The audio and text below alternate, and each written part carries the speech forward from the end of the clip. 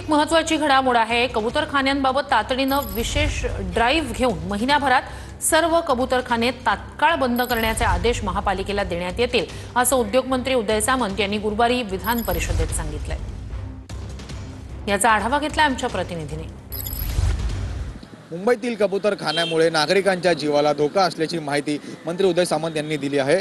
आपण सध्या आहोत दादरच्या याच कबूतरखान्याजवळ। आपण जर पाहिलं तर अनेक कबूतरखाने यामुळे लोकांना आजाराला सामोरे जावं लागत आहे। श्वासरोगासारखे आजार असतील, या संपूर्ण आरोग्याच्या त्रासाला लोकांना सामोरे जावं लागत आहे। आपण जर पाहिलं तर महापालिकेने खरं तर हे कबूतरखाने बंद करावे यासाठी मोहीम राबवावी अशी मागणी जी आहे ते उदय सामंत यांनी केली आहे। खरं जर पाहिलं तर दादरमधील कबूतरखान्याबद्दल तक्रारी आल्यानंतर मुंबई महानगरपालिकेने तो 2 ते 3 वर्ष बंद ठेवला होता।